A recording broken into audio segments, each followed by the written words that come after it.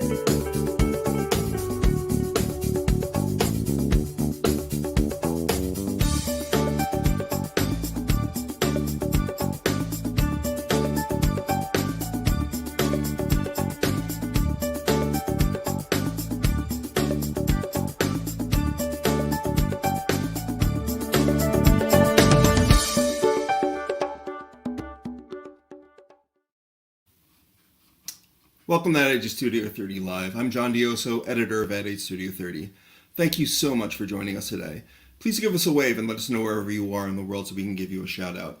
Today, we're going to discuss the advertising evolution, trends, truths, and taking action. This past year, the entire ad tech world has been engulfed in what seems like never-ending change as the industry prepares for the cookieless future. And whenever that occurs, the exponentially increasing number of potential replacement solutions can make marketers feel like they're lost in a Tower of Babel of endless acronyms and customer data. Here to help us clear up all the confusion and save me from mixing any more metaphors is Mike Menkes, Senior VP of Analytic Partners. Hello, Mike. Hey, John, how are you? Good. Thank you so much for joining me today. Yeah, thanks for having me. All right, before we get into the discussion, tell me a little bit about yourself and Analytic Partners. Sure. So I'm an SVP at Analytic Partners, and for those of you that are not familiar with Analytic Partners, we're a leading global analytics solution provider. We offer commercial mix analytics at the core of our solution, and powered by our GPS enterprise technology. But essentially, a lot of what we do is measure business performance for clients, and we're experts in marketing measurement. So I know we'll be talking a lot about that today. Great, yeah. But before we actually get into the deeper discussion, there's just something that you guys have been working on for a little bit. I'd just like you to explain exactly what it is. It's called the ROI Genome. It has a very, very scientific and complicated sounding project. What is it actually?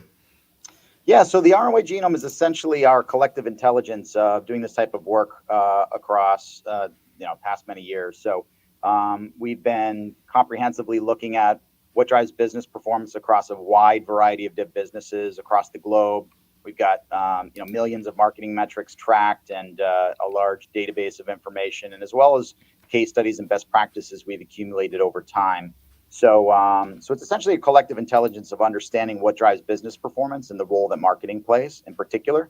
And our mission statement and vision with the ROI Genome is a nice way to think about it. It's to create wisdom from accumulated numbers and knowledge. And so it's one of the things we offer to our clients and help explain a lot of the whys behind what we're seeing with marketing impacts.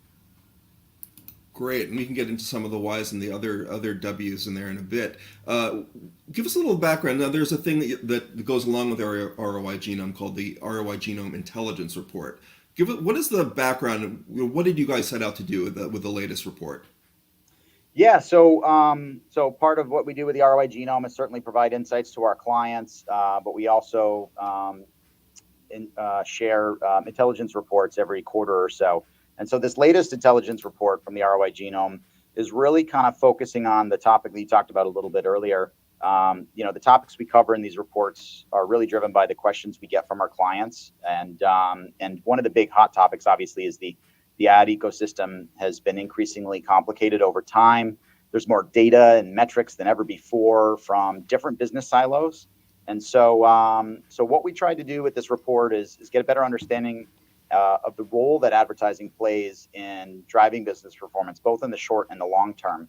And so what we set out to do is kind of separate fact from fiction. There's a lot of noise in the industry around ROAS and ROI, and so that's really what we set out to do with this report, to talk about trends in advertising performance, truths, which is I know we'll be talking about today, and then taking action for tomorrow. Could you maybe expand on that a little bit? I mean, talk a little bit more about exactly what is being covered there. Give us some examples. Sure. Yeah. So I think that there's been quite a bit of change when we think about how analytics are run. The ad ecosystem has kind of promised a lot with the user level data, basically. And one of the issues with that is that some activities are very much geared towards clicks and click-through rates, but not all. And so we really wanted to kind of address this topic because there are some, user level data can be very valuable in some ways, but it's also very flawed if we're using that as a way to measure incremental impacts of business performance. Because we need to, in order to measure the impact of marketing well, you need to include a variety of non-marketing factors. So there's a lot going on in marketing measurement, and it's important that we take into account the marketing and the non-marketing factors, the direct and indirect effects. So take, video as an example. Video advertising isn't intended necessarily, or doesn't naturally flow through to any form of click, unlike some other types of digital advertising. So you really need comprehensive measurement to understand the role that different types of marketing channels play. We need really comprehensive measurement to make sure that we're accurately measuring the impact of our different advertising channels and tactics. We need online and offline measurement, and all these dynamics are important for analytics. And so that's why we kind of want to bring this to light, because there is an importance of understanding comprehensive measurement and the outputs of that and what it means for marketers. And that's what we'll be talking about today, as well as in the report that'll be released very shortly. Great. Now, you referred before, or it's even in the title of this panel today, which is, let's talk about the marketing, what you call marketing truths from the report. And I think you refer to them as the when, where, and who that advertising is impacting. So let's starting with understanding when marketing impacts business performance and sales. Could you walk us through that a little bit? Yeah, absolutely. So one of the things that we know from what we do is that advertising certainly has an immediate impact on business performance, but it also has a delayed impact. And so there are kind of short-term effects that are beyond the immediate effects, and long-term effects. And so as an example, we know that 2/3 of the impact of advertising happens after the week that the advertising is on air. And so that really is important, because a lot of business leaders are looking at only the immediate impact in week or in day of what's happening. And it's really missing out on a lot of the extended impacts that we need to take into account. And I'm not talking about, repeat purchases and longer term brand health. I'm really just talking about the short term impacts, and they're significant and beyond that first immediate week. So that's kind of a core element. And an example of that, and diving a little bit deeper into that 2/3 impact, we also need to think about that across different types of marketing channels. So video advertising, for example, has twice the half-life of non-video advertising. And that's really important to understand, especially when we're comparing the impacts of video versus non-video. So we know that video advertising is very efficient. A lot of times it doesn't necessarily show up that way in user level data, because it's not represented as well in some cases. Obviously, you have CTV and OTT data that can be tracked in some cases on a user level, but that dynamics is important. So video advertising actually has 160% more of an impact in subsequent weeks than non-video advertising, and making sure we get that right when we're thinking about where to invest is really important. So people should continue the pivot to video, or I think we're on the third or fourth iteration of pivoting to video. So that's the actual right way to go. Yeah, I mean, certainly video is important. It's not the end all be all. All different types of marketing channels are important. I don't want to dismiss or discount the value that things like display and search and other forms, out of home, even radio, all of those are very important, critical elements within the mix. But what we found and what we're hearing from clients is there is a overvaluing of certain activities that you can see the data at a user level without understanding the more comprehensive nature of how, for example, TV may drive a search, which drives a sale, and we need to make sure we give the credit back to both TV and search in that situation. I'm oversimplifying a very complicated topic, but but I do want to highlight, search and social, for example, are certainly among the higher ROIs we see, but video, especially newer forms of video, CTV, OTT, streaming, various forms of streaming video, those are also among the highest ROIs, both in the short term and the long term. So is it a matter of what you just said? You said that there are some things that are being undervalued and is it a matter of measurement? Because that's always been one of the big issues with some video. I mean, you mentioned CTV and OTT, and that stuff is improving and getting more and more popular with advertisers because they are able to track the measuring a lot better. But you mentioned a little bit about something being undervalued. What are the things that people aren't actually thinking about there that they should be focusing on? Yeah, I think what we're seeing is that with data deprecation really happening fast, and cookies going away, and the inability to really track well across different ecosystems. When you think about just Facebook and Google and Amazon, et cetera, that data at an individual level is very difficult to compile and track, and so a lot of companies are actually reverting back to last click and variations of that, which is certainly alarming. Last click can be valuable when we're thinking about relative performance within an activity, like different types of search terms and things like that. But when we're thinking about how to invest our dollars across different types of marketing channels and tactics, we need to make sure that we're thinking about it correctly. So using things like last click and even siloed lift studies to get an understanding of the incremental impacts is really missing out on the cross effects that we see across different types of marketing activities. And so, for example, one of the things we found is that last click and user level analyses really overstate the role of marketing some tactics by 2 to 10x. So, and we see that they're undervaluing. So some of the things that are more geared towards user level click and performance tracking are overstated by about 2 to 10x on average. And then some activities, online video, for example, isn't really consistently tracked very well. Even if you're using attribution analytics, it oftentimes is undervalued, as well as, and we'll talk about this a little bit later, the impacts on who they impact. So we really want to recommend not to use last click or even user level analyses to understand the incremental impacts of marketing across different types of marketing channels. And that's where that comprehensive measurement comes into play. Great. If you're just joining us, this is Ad Age Studio 30 Live. I'm John Dioso, the editor of Ad Age Studio 30, and joining me is Mike Menkes, Senior VP of Analytic Partners, and our topic today is the advertising evolution, trends, truths, and taking action. Before we get back into the discussion, I'd like to say hello to Carmen from Tennessee, Lisa and Pamela, duo from Maryland, Mickey from Detroit, and Thomas from Scotland. Welcome, guys. Thank you so much for joining us.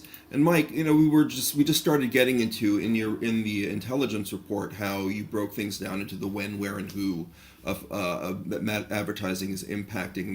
We talked a little bit about the when.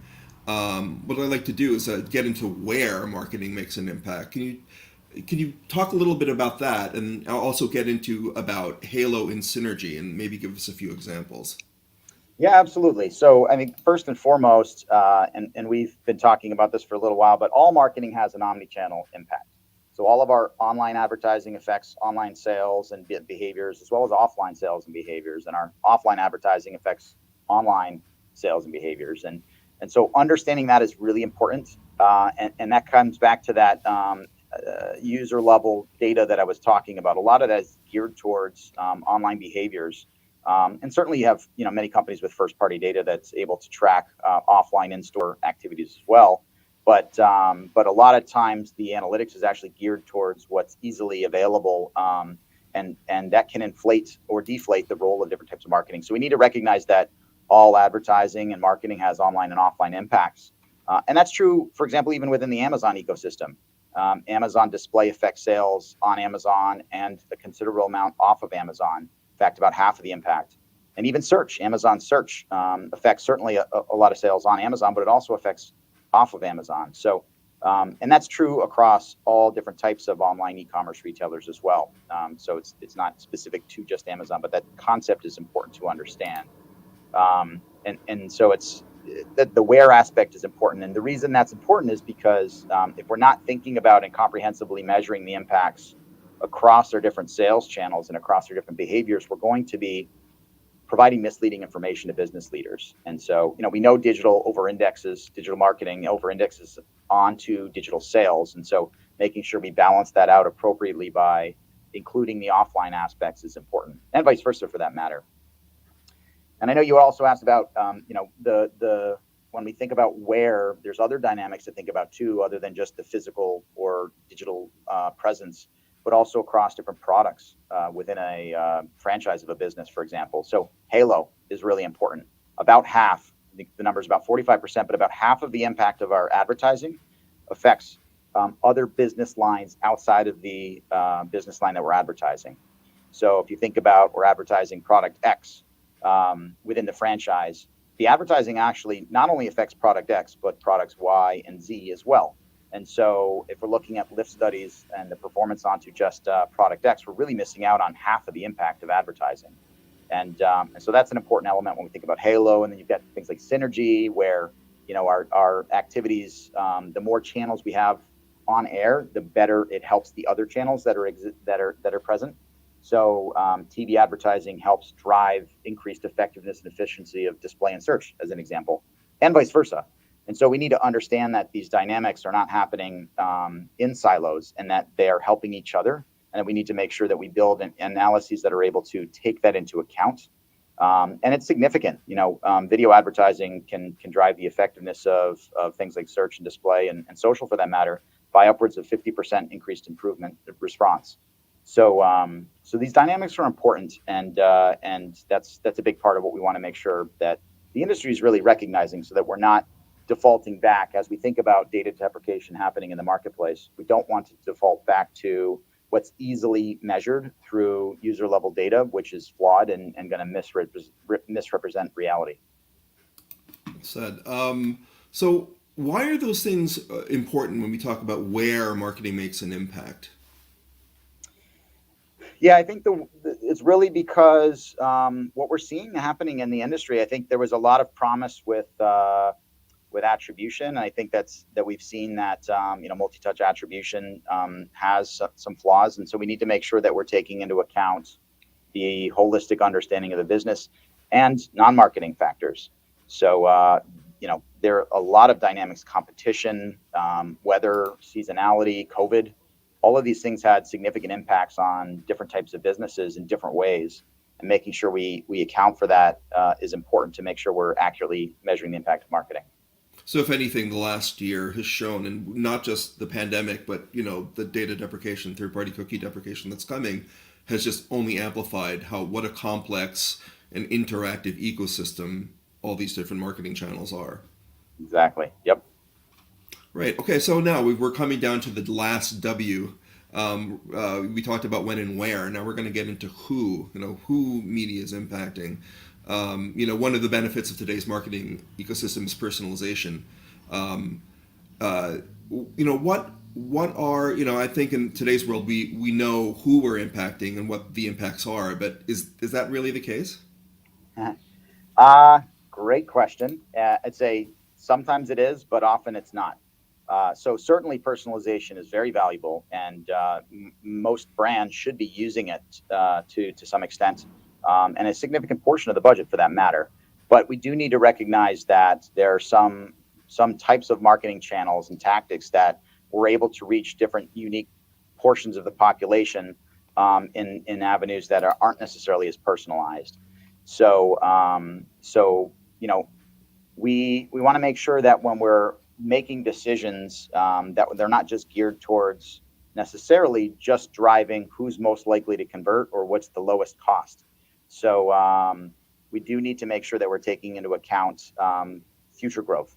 So there's conversion today, and then there's change behaviors for tomorrow. And so the who part becomes important. A lot of times we've seen clients optimize to the what they're seeing with their responses. And so what that might lead to, a lot of times, we actually saw this for a specific client where they felt as if they were optimizing towards conversion, and what was happening was they were really consistently hitting up their existing customer base.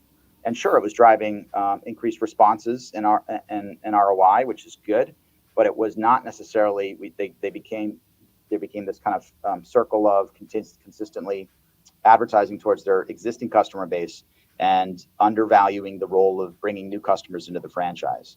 So we need to make sure we take that into account as well with our decision making, and making sure that our analytics is geared towards being able to understand what not only what's driving ROI, what's driving ROI in the long term as well.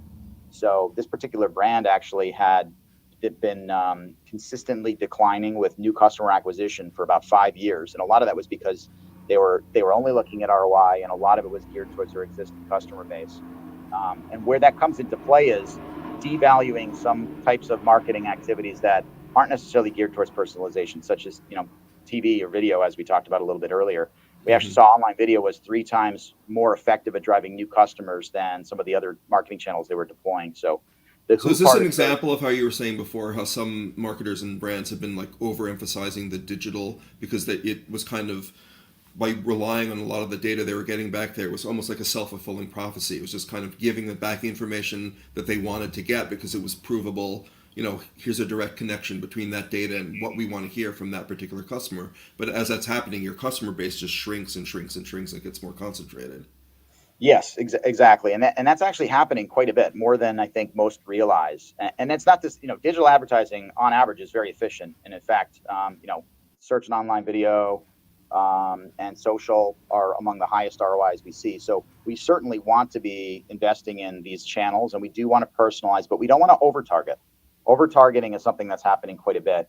And just to kind of feed off of that, we've seen that if brands that are focused on heavy lower funnel marketing have slightly higher ROIs in the short term, but brands that focus on heavy upper funnel marketing strategies, so spending 60% or more of their budget.